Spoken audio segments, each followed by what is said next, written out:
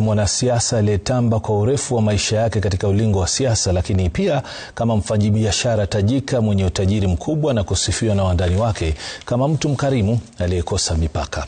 Melita Oletengesa anaangazia maisha ya Cyrus Jirongo, panda shuka na hata kumbukizi ya YK92. Cyrus Shagalaga kwa Jirongo alikwea ngazi za uongozi na siasa za nchi mwaka 1992 kuwa kiongozi wa vijana katika chama cha KANU almaarufu YK92, kitengo cha kutafuta ushawishi mkubwa kutoka kwa vijana kumpigia debe rais wa pili Daniel Toroitich arap Moi. He was looking for able men, young people and girls, young men and girls who would campaign for the late President Moi at that time. I happened to be one of them, whose father was not even known. Pamoja na vijana wenzake wakati huo, Sam Nyamwea, Patrick Musumba, Gerald Bomet, Mika Kigen na William Ruto walikuwa na jukumu la kumtafutia ushindi Moi katika uchaguzi wa mwaka 1992. Katika uchaguzi wa 1992. Na katika harakati hiyo ya siasa, Jirongo akawa na hazina ya fedha za kampeni, japo katika gari lake. Cyrus is the one who brought in the element of people understanding that politics is also business. And he said, look, I have some support that I'm going to give you. And he gave me 500,000 shillings. I have a feeling that Wafula Buka got more. Noti za shilingi 500 iliyozinduliwa wakati huo na Benki Kuu ya Kitaifa ilifahamika kama Jirongo. Hii ni kwa sababu Jirongo alikuwa bwenyenye aliyetoa pesa hizo kwa wanasiasa na Wakenya wakati wa kampeni. Campaign money. It was a machinery for Moi's re-election. It was so difficult for Moi to win an election without using money.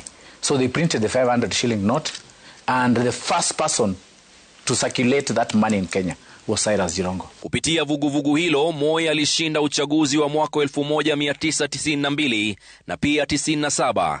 Hata hivyo, Jirongo alijiuzulu kutoka chama cha KANU mwaka 2003 baada ya kushindwa uchaguzi wa eneo bunge la Lugari na Daktari Enoch Kibunguchi.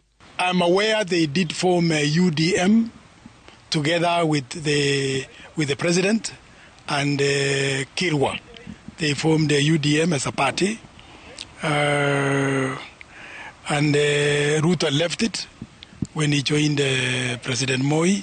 Ukuruba wake na Rais William Ruto ulififia na ubabe wa kisiasa baina ya marafiki wa zamani kuonekana kuchacha, tofauti zao zikionekana hadharani. Brother William Ruto, twende kazi, kotini tukutane. I'm not bothered. Kadhalika na mimi sasa anaona huyu ambaye alikuwa mtu yangu ya mkono alipitia wapi hapa mpaka Wandani wake wanasema ni tofauti iliyotokana na safari yao ya kisiasa, lakini wanadai ilisuluhishwa kabla ya kifo chake. And we still consider him chairman up to now. So even the current president has no problem. He knows this is his chairman. Jirongo has confessed to me when we are having a uji in the evening that, yesterday the boss called me and I was with him. We discussed ABCD. Amesifiwa kwa kuwa mkarimu kwa wote, akidaiwa kutoa pesa mara nyingi na kusalia bila chochote. When you tell him his problem, he gives $1 million bob. Then he forgets he has given you $1 million bob. When he gets high, he says, any other problem? Say, I still have a problem. They give you another money. Melita Oletengesa, Runinga Citizen. Mwenyezi Mungu